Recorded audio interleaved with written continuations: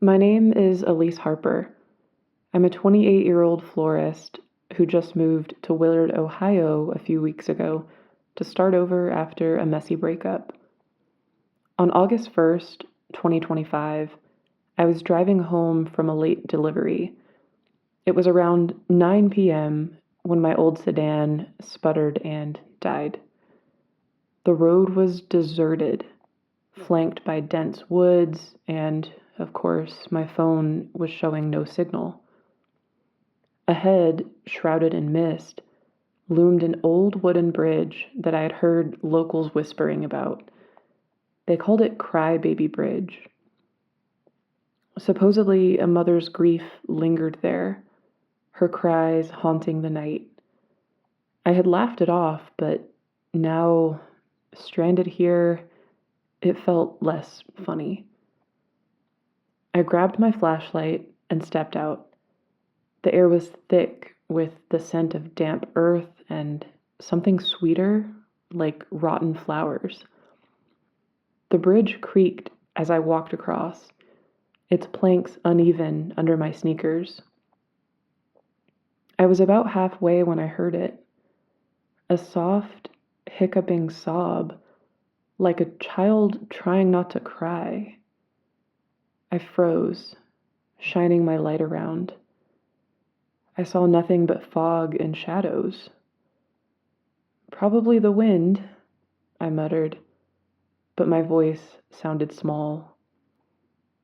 The sob came again, closer, and with it a chill that sank into my bones.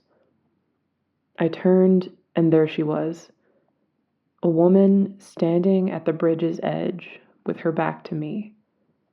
Her dress was old-fashioned, faded gray, and her hair hung in wet strands down her back.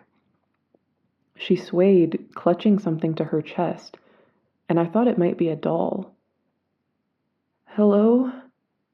I called, my voice shaking. She turned slowly, and my stomach dropped. Her face was gaunt, eyes sunken, and the bundle in her arms wasn't a doll. It was empty air, her hands trembling as if cradling a ghost. A wail tore from her, raw and anguished, echoing off the trees. It wasn't just a sound.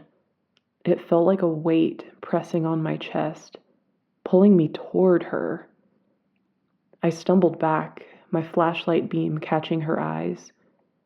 They were black, bottomless, filled with a sorrow that wasn't human.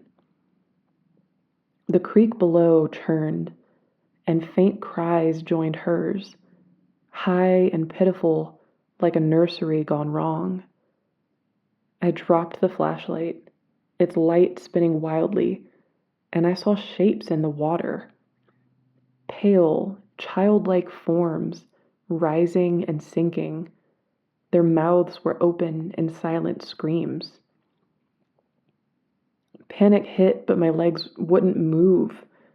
The woman glided toward me, her wail becoming words. "My baby! Where's my baby?" Her cold hand brushed my arm, and a vision slammed into me.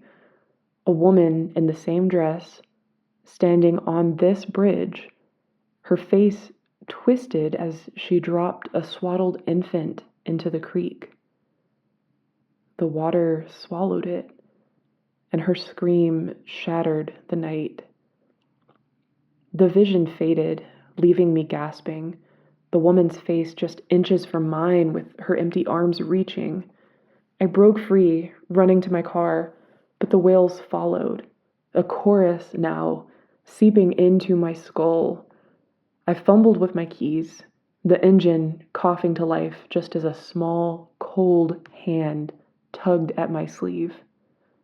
I yanked it away, speeding off, the cries fading into the distance. Back at my tiny apartment, I collapsed, replaying the night in my mind. No camera, no proof, just a memory that wouldn't let go. The next day, I couldn't shake it. The florist shop was slow, and my hands trembled as I arranged lilies, their scent reminding me of that bridge. That night, I dreamed of the woman, her wail a lullaby, the creek a cradle. When I woke, my pillow was wet, but I hadn't been crying. A neighbor mentioned hearing a baby cry outside my window, but I dismissed it. Until it happened again the next night, faint but clear. Driven by a mix of fear and curiosity, I returned to the bridge on August 3rd, 2025, at dusk, and I brought a voice recorder this time. The mist was thicker, the air heavier, and as I stepped onto the bridge, the sobs began. They were soft at first, and then swelling into that haunting wail. The woman appeared, her dress dripping, her eyes fixed on me. "You took him," she hissed, her voice inside my head. The creek roiled, and childlike shapes rose again, their cries a plea.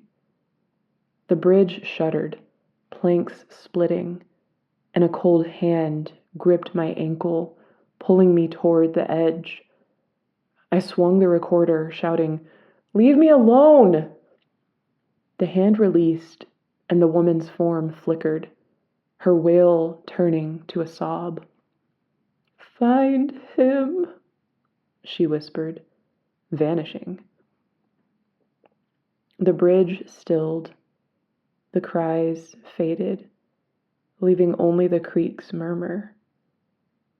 I fled, the recorder capturing the encounter, her voice, the sobs, the shuddering wood, and my own panicked breathing. Back home, I listened to the recording. The wail was there. "Find him" was clear, but at the end, there was a new sound, like a baby's laugh, soft and chilling.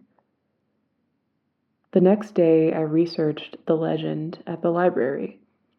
An old article from the 1930s mentioned a woman, Mary Ellison, who drowned her newborn in Willard Creek after losing her mind to grief.